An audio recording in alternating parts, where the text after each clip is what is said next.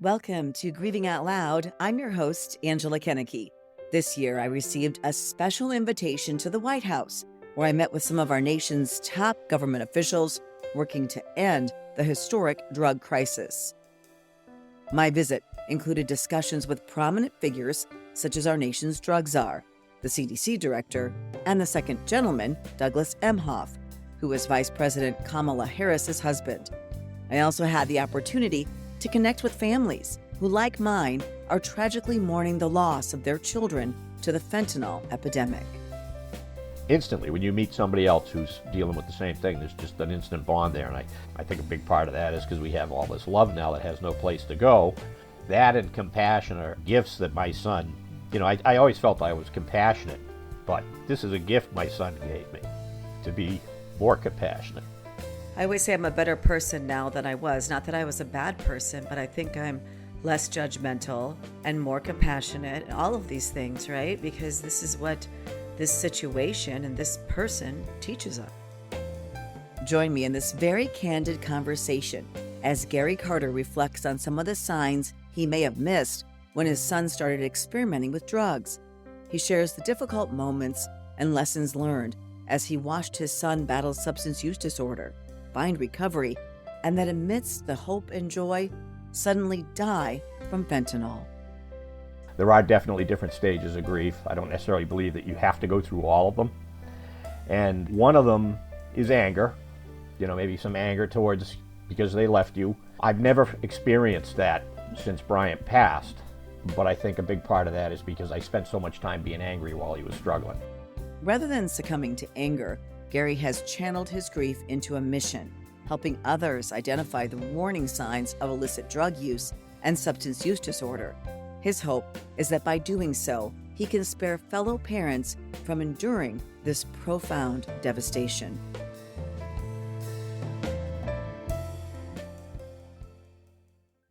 Thanks for taking time to become more informed about the number one killer of Americans under 50, fentanyl. We hope this discussion leaves you enlightened and empowered to make a difference.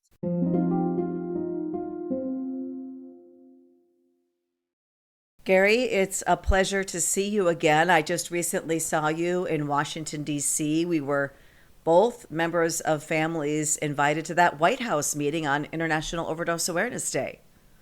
Yes, and I'm happy to be here. I'm sorry for the circumstances that bring us together, though. It's really no fun, the fact that we're all united in this club that I say none of us ever wanted to join and we can never leave. Right. The unfortunate thing, I have so many friends now and I've met so many amazing people. It's just a shame that this is what it took to meet them. Right. I actually just wrote a blog. I'm not special and neither are you, because there are just so many of us who have lost a child in this way. And our stories, while they are all unique, they share so many similar threads, right? And we have this connection now. And so many parents are trying to make a difference, trying to do something to stop it from happening to other families. Right. Well, let's talk about your son, Bryant, age 25. Tell me about Bryant. Well, Bryant was I would call him a high-maintenance kid growing up, and I did have concerns because there have been addiction issues with alcohol and stuff in the family line, and a lot of things I saw from him early on, you hope that you didn't make it a self-fulfilling prophecy, but I honestly could see that I felt he was going to be prone to dependency. Can you give me some specific examples? Like, what did you think? Because I was thinking about Emily. She was a high needs, fussy baby. She was always a lot more work than any of my other kids. I don't know if that was any indication, but tell me what you mean by Bryant. Yeah, it's a lot of that. It's, he had to be constantly stimulated. Cutest kid in the world. And a lot of the things that he did, we laugh about now. Fortunately, we've gotten to a point where we can laugh about some of the memories. But yeah, he struggled to fit in with other kids. He kind of was one of those ones kind of always had to have things his way. Maybe it doesn't paint him in the best of light, but he was also a sweet kid. But, he would get frustrated easily. And then, of course, as growing up, and he was one that was easy to push his buttons. And the kids knew it, the other kids. Gary's concern deepened as his son entered adolescence. Bryant was still navigating some relationship challenges, and Gary couldn't shake the feeling that his son's choice of friends may lead him down a difficult path. You likely know friends can have a huge impact on a teen's decisions, especially when it comes to using alcohol or drugs. In fact, new research published in Drug and Alcohol Review finds friends still hold more power than influencers, celebrities, and other people on social media in shaping teens' substance use decisions. Could see as he was getting older, who he was hanging out with. And it was all the people that I hung out with. They just had different names. Tell me what you mean by that. Well, this friend or that friend, he might have a friend named Mark, but he was the spitting image of my friend Steve. He hung around with the same groups. And I got to be honest with you, if the crisis we're in now was happening when I grew up, somebody might be doing a podcast with my parent. Sure, because you shared a lot of similar personality traits with your son. Maybe you were more of a rebel or more of a risk taker. And you're right, like you go back 30, 40 years, there wasn't the kind of risk that there is today with experimentation or even people who fell into substance use disorder or addiction. That risk wasn't there the way it is today. Right. He honestly got to a point where he even openly said, if somebody dares me to do something, I'm going to do it. He wanted to fit in that badly. And, we're like, Brian, you can't be like that. And we're really on top of him. And advice I would give to parents, too, with their kids now is get on the same page as parents and be consistent. I think that was one of the things that was difficult with Bryant was me and my wife didn't always see eye to eye on how things should be handled with him. I don't think there's necessarily a right way or a wrong way. I think it helps to be consistent with the two of you. And that wasn't always the case. I think you're absolutely correct if two parents aren't on the same page. So in my case, I was divorced from Emily's dad, who suffers from substance use disorder, addiction issues. And she knew exactly how to play that, one of us against the other. And she was just looking to do whatever she wanted. So if dad said, come over here, you can do whatever you want, and I'm playing the bad cop, that did not work out well at all. And I'm not going to say that me and my wife weren't always on the same page, and we were both at the same goal. But I can see where, the struggles that kids go through break up marriages. The loss can break up marriages. It is a family disease. Very fortunate, my wife and I still maintain a strong relationship. But I kind of fault myself for being a little too hard on him sometimes. Like I tell people in grief groups, that they have a lot of anger is basically considered one of the stages, There are definitely different stages of grief. I don't necessarily believe that you have to go through all of them. And one of them is anger, maybe some anger because they left you. I've never experienced that since Bryant passed, but I think a big part of that is because I spent so much time being angry while he was struggling. Those struggles started when Bryant was a teenager and Gary began taking care of his aging parents. Gary's father was battling cancer, and his mother suffered from severe osteoarthritis and dementia. Doctors prescribed both of them the highly addictive prescription painkiller, OxyContin. One of us had to be there, either my wife or I, 24/7. Kept everything under lock and key upstairs, but with my father, with all his issues that he was having, I was giving him 26 pills a day between all his medications. So I would set up weekly trays, and I had a system so that I made sure I didn't mess it up. Little did I know, Bryant was coming down in the middle of the night down into the in-law and would go into those trays.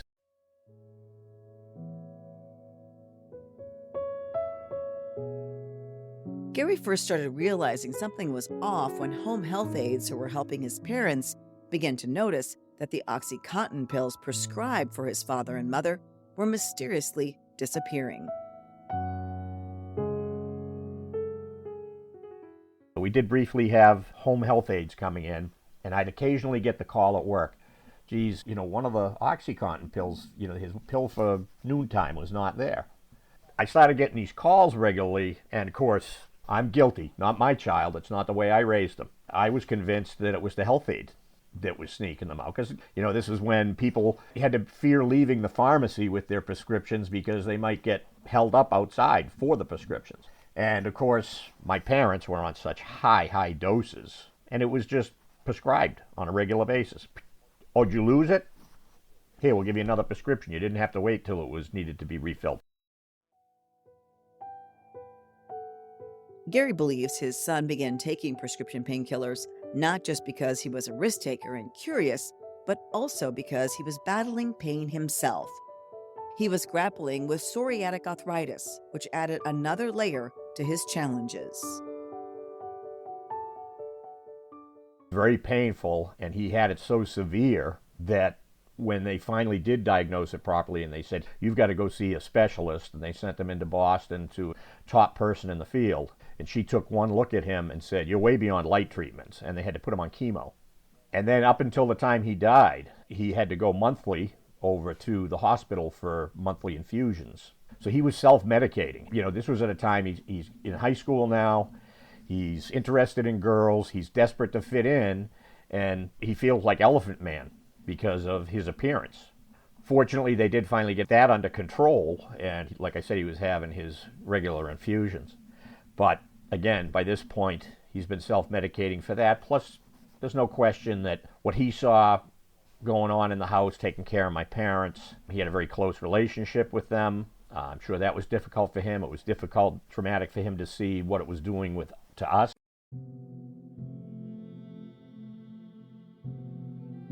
Bryant carried the weight of that trauma with him when he headed to college.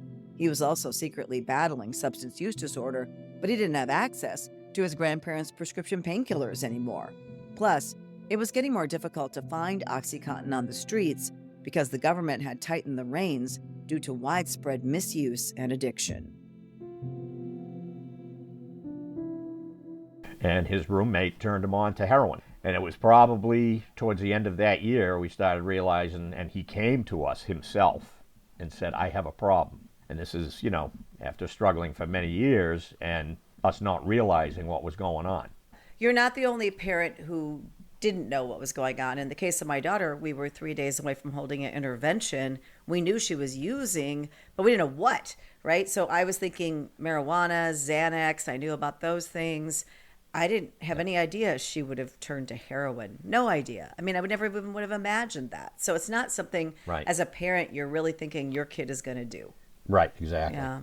And we brought him home. Myself, I was in that denial, of course. My wife really stepped up and started getting him to places, and me, I'm like, no, this can't be happening. I'm in that total denial, or it's something he's going to outgrow. He's going to smarten up.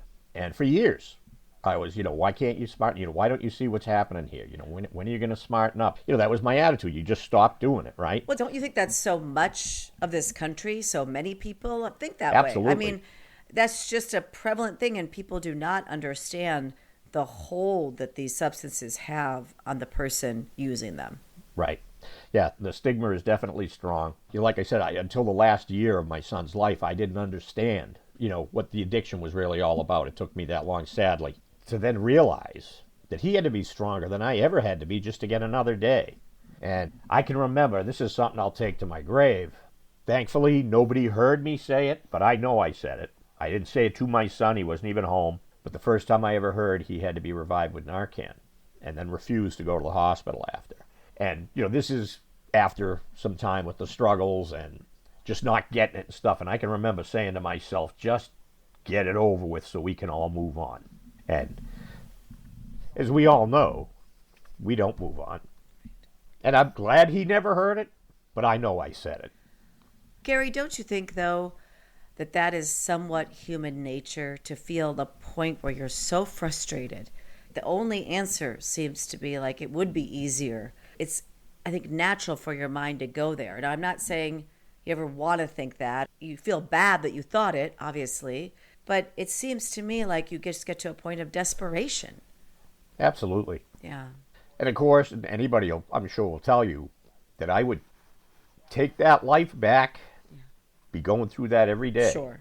Just to have him Yes. If you could understand what that loss was really like, right? Because you don't get it when you're in the midst of dealing with all of the chaos and the frustration. I mean, I never had that thought, but I do remember thinking, my daughter is dead. The daughter I had is gone. And that was when she was still alive. I felt like I'd lost my daughter, Right. And I think we've all felt, that way. But yes, once you know the pain of the true devastation of losing a child, you would take them back. You would go through everything again and again and again if you had to.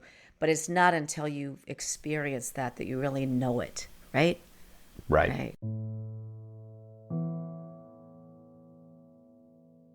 But Brian's last few years of his life weren't all struggles. In fact, Gary thought his son had turned a corner after doctors prescribed him Suboxone, leading to a period of recovery. Eventually, he did start doing very well with it. He met a beautiful girl. We ended up becoming close with her family as well, and she didn't have issues. She loved Bryant regardless of his issues. You know, we'd even have the conversations with her. Do you really realize what you're signing yourself up for? And she didn't have an issue with that. He met her through a church program that he started going to called Celebrate Recovery. And he was actually good friends with her father, and that's how he met her. So fast forward a little bit, he's finally starting to do very well. Then the next thing you know, we hear, oh, you know, they're having a baby. And like, are you kidding me? Are you crazy? Well, little did we know they were trying. They ended up losing it, unfortunately. But then later on, and this is when we found out that they were trying, is she was pregnant again. And I'm like, didn't you learn anything from the first time? And he just looked at me and said, Dad, we're trying. We were trying to have one. And he asked her to marry him. She accepted that, and they were going to get married. I just bet at that point you felt like you'd been through the worst and things were really looking up and things were going to turn around and stay that way, right? Oh, yeah. He was a totally changed person. He was excited. You know, he was getting married to a woman he loved. He was so excited to become a father. I had never seen him like this before. And for the first time in a long time, we were not fearing that phone call. Parents who face the anguish of a child battling substance use disorder can relate to the dreaded phone call Gary is referring to, a call that something terrible has happened because of drugs. Now, Gary did get a call saying his son was in the hospital, but it was for a surprising and unpredictable reason. He had to have emergency surgery, have his appendix out. So we rushed over to the hospital, and he is there. When we get there, he is frantic as they're prepping him. And he said, they want to give me fentanyl. They want to give me fentanyl. I told them I'm an addict. I don't want it. I don't want anything. I'll go through it with nothing. I want nothing. And he said, they won't listen to me. They say I have to have it. And he begged us to plead with them. So I'm pleading with the nurse. I said, my son's an addict. He's in recovery. I said, he does not want, and she says, no, we have to do this. We have to give him fentanyl to push the Suboxone off his pain receptors so that we can control his pain. They insisted on it. And, of course, he's got to have the surgery, and they're not going to take him into surgery until he signs on the bottom of that paper, basically letting them off the hook for anything that happens from that point. Unfortunately, something did happen. Gary believes that fentanyl administered in the hospital was enough to trigger his son to relapse. Sadly, it's not uncommon. According to the National Institute of Drug Abuse, approximately 40 to 60% of people who struggle with substance use disorder will experience a relapse. The situation is particularly alarming when it involves opioids. Studies indicate that 80 to 95% will relapse in the first year. That's why Dr. Hannah Stotts DeVries says it's important to know your triggers. We spoke with a psychiatrist who specializes in addiction care during a previous Grieving Out Loud episode. You're going to go back to reality at some point, and how are you going to work with those triggers? Because, you know, we say people, places, things, and even just being around those people, places, things release just that tiny bit of dopamine that will put someone back into the place, and that can be the trigger. Does that forever frustrate you? The fact that people relapse so frequently and often multiple times? I think it would be abnormal if it didn't frustrate me. I still will talk with patients that relapsing or even just having a lapse, that's part of the illness. I kind of will differentiate, this is probably a Hannah-ism, that is not part of recovery, it's part of the illness or the disease. Recovery is that we're working really hard. You're looking at, are you meeting with your therapist? Are we stepping you down from a 28-day residential to a 3 times per week meeting, plus the AA meetings, strong family, psychosocial support, meetings with me, ongoing medication management. Gary says his son was making recovery a priority, and his family had no idea that Bryant had relapsed.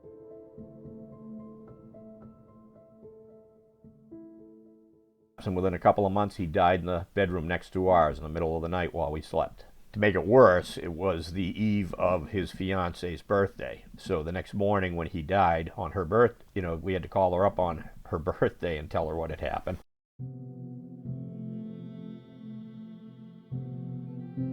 Here's what Gary believes happened. He thinks his son was trying to buy heroin, but it ended up being 100% fentanyl. Unfortunately, Bryant's story isn't unusual these days. Drug overdoses are the #1 killer of Americans under the age of 50. Many of those deaths are because people are unknowingly ingesting fentanyl, and just a small amount can be deadly. Of course, even if it was heroin, if he went back to using what he was accustomed to after being clean for so long, then that was a danger. But he did also have some Xanax, but we don't believe it was a pill that he took. He was prescribed Xanax from his doctor. It appears that he had gotten straight fentanyl in place of heroin. Do you think there's any way that the medical providers, from everything that you know now, could they have avoided that? Would there have been a better alternative for him when he needs emergency surgery? I think there's always better alternatives. We didn't always have these opiates. True. Right? True. And the other problem I have with the opiates, and of course, they were obviously marketed improperly. A lot of doctors were duped. Yes, there were unscrupulous doctors out there that ran pill mills, but also I went through this with my parents. And, never realizing myself, my parents were addicted to them. I could tell when my father was due for a pill, I didn't have to look at the clock. And he had been sometimes on such high doses, and it wouldn't work anymore, that they had to detox him. And he begged to be killed. And it was the dope sickness, and it was the real pain of withdrawal. Saddest thing is, if you look at my mother's death certificate, she was on high doses too. Her cause of death is listed right on her death certificate, failure to thrive. Geez, I can't imagine why she wasn't thriving, being on all those heavy doses. My father had many cancers, the worst one, multiple myeloma. 6 months before he died, taking him to his doctor's appointments. And we went in and they did a biopsy, and they came back, and the doctor was flabbergasted. He said, "You're in remission." But unfortunately, prior to that, with all the medications he was taking, and especially the heavy doses of OxyContin and oxycodone, he was not a drinker, but he had developed cirrhosis of the liver, so they had been monitoring that every 6 months. Well, the next time he went to have that monitored after finding out he was in remission, there was a major mass on the liver, and that's what took him. So, to me personally, I feel like I lost 3 people to the opioids.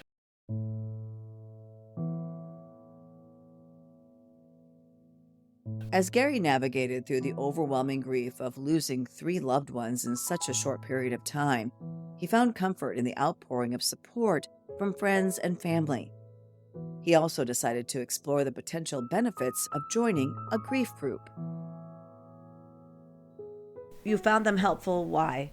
It was, being with like-minded people that have been through the same thing, seeing people at different stages kind of makes you realize, maybe I can do this. Obviously, that first year is so difficult. I refer to it as the fog that you're in. And then I find that the second year probably, and I hear this from other people too, sometimes the second year is more difficult than the first because you're out of that fog and now right. They're never coming through that door again. I always felt that almost that whole first year. There were so many times where I felt there's still something I can do to get them back. As irrational as that sounds, I felt there's something I can do and I don't know what it is. I'm not doing it, but I can still get him back. This can't be my reality. I do think that the first year is shock, right? And I think the second year is depression and just darkness, Yeah. right? And then I believe the third into the fourth year is more of acceptance. You accept that this is something in your life that you will carry forever. Right. I facilitate some grief groups. I co-facilitate one with my wife, and I co-facilitate one for men with another gentleman who does an outstanding job. You went from going to them to facilitating them. So clearly you feel that they're very beneficial. They are beneficial, and I'll be honest with you, I know people who can't go to grief groups because they're too depressing for them, And grief groups are all different, the ones you may find one you like, because they're all different. And facilitating a group, the thing about it, you think, wow, how am I going to do this? What should I bring up? Should I bring up a topic? You don't need to have a topic. It's not the sort of thing where, okay, today we're going to discuss this or that. The topic will find the group. You just give people that safe space where you can validate their feelings. It's okay to not be okay, because that's the truth. And there are people out there that don't understand, that think, after 6 months, why aren't you over this? well, we'll never get over this. I have a perfect cure for grief. Stop loving them. Yeah. Okay? Right. And you can't do that. Right. Because they were our children, and you love your children more than anything in the world, I believe. And you love them unconditionally. That you love them no matter what. At least you should. And I think that love doesn't die. It has to go somewhere. And I've always heard that grief is love with no place to go. So that's why when you're in a group of people, you all understand exactly how the other person feels, and you can be open and non-judgmental because you're right there with them, whether they're 3 weeks out or 3 months or 2 years. We all have been where that person is. Right. It's amazing the instant bond. You meet somebody else who's dealing with the same thing. There's just an instant bond there. And I think a big part of that is because we have all this love now that has no place to go. That and compassion are gifts that my son, I always felt I was compassionate. But, this is a gift my son gave me, to be more compassionate. I always say I'm a better person now than I was. Not that I was a bad person, but I think I'm less judgmental and more compassionate and all of these things, right? Because this is what this situation and this person teaches us. Gary has shown compassion toward others, not just by facilitating grief groups, but also helping organizations, such as Team Sharing, that increase awareness about substance use disorder. His latest endeavor is even more unique. He has transformed a trailer to resemble a child's bedroom, using it as an educational tool to teach parents how to detect signs of substance use. And it has various things in it that would go unnoticed in a child's bedroom, things that could be possible signs of substance use, as well as a lot of clever hiding places that we call diversion safes that would look normal in a child's room would go unnoticed. Basically to take parents through it. We don't let any kids through it. Obviously, they're smart enough. They don't need any ideas from Right. us. But just trying to give them another tool in that toolbox to let them know the things that we wish we had known then. Give me an example of something that's in Hope's room. Paper straw wrappers. Not a big deal, okay? They're laying around in the room. But I try to remind parents, well, that could mean nothing. But if you ask yourself, do I see them very often with a drink with straws? And if the answer to that is no, then what are they doing with the straws? And they may see in the corner or something, there's a straw that's been cut in half, and I explain to them they could be using that for snorting drugs. Another thing is, over on the desk, I've got a little tray, little thing there for odds and ends, and there's internal pen parts. It says you go into your child's room and you see that. Yeah, maybe they were bored and just taking apart their pen out of boredom, or maybe they're using the outside of the pen to snort drugs, or depending on what the pen was made out of, to fashion some type of a crack pipe. A shoelace out on the floor, or maybe they don't see a shoelace, they see a pair of shoes and one of them's missing a lace. But it could be that lace is being used as a tourniquet for injecting drugs. Cotton balls. Sometimes they use cotton balls to filter the drugs as they're drawing it into the needle. I do have a bent spoon in there. And I tell them, you're probably never going to find a bent spoon in your child's room. But a very common sign that parents will tell you, and we went through it too, was where are the spoons going? Why are all the spoons disappearing? And not realizing what was going on. Right, I've heard that before too, that spoons were disappearing in a friend of mine's house, and it was heroin use. Right. And, I have big boxes of candy, like you would get at the movie theater. I have a few of them scattered around the room just to make a point. And I'll say, why do I have candy here? Well, who loves candy? No mystery. Kids love candy. And I point myself out, and obviously I do too. But who loves candy more is an addict. The sugars help with withdrawal. They help getting them between their maintenance doses. The sugars react in the brain very similar to like the drugs do and release chemicals so it helps them with withdrawal. So I'm not saying if you see your kids eating it, of course your kids like candy, but if all of a sudden you see a change in behavior where they're consuming a lot more and they've developed this incredible sweet tooth. My son had the sour candy, the gummies and stuff like that, and just devouring it all the time. Then you may have to ask yourself, what's driving that? Is there something behind that I need to pay attention? And you call this mock bedroom Hope's room. Didn't want to call it Bryant's room. This is not about my son. My son's not here. It's a way for my son to touch others.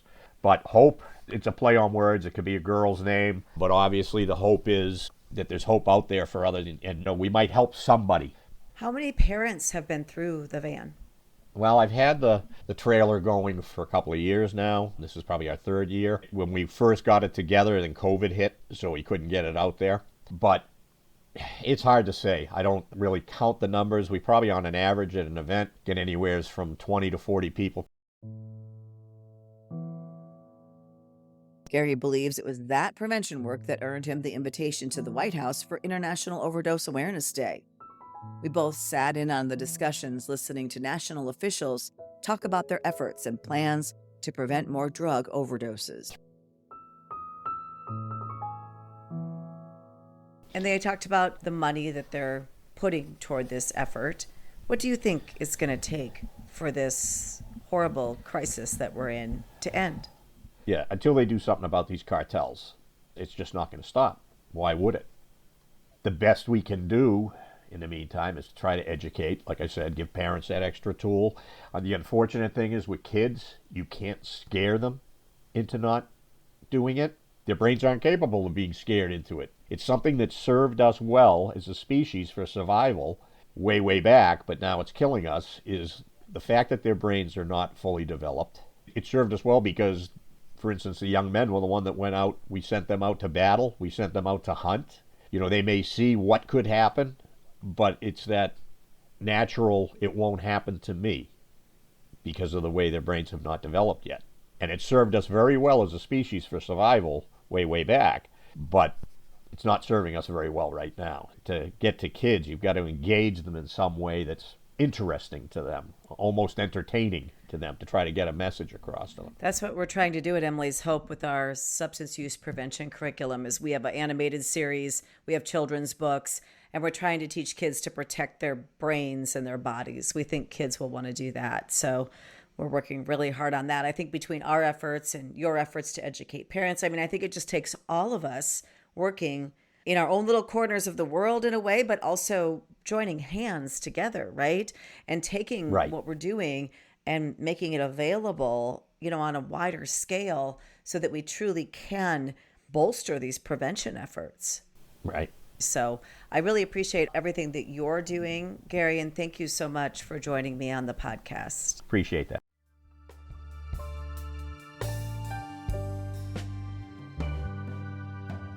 I want to thank you so much for joining me for this episode of Grieving Out Loud. You can get more information about Gary's efforts, including the Hope Room and the support group he helps facilitate, by checking out the show notes on this podcast.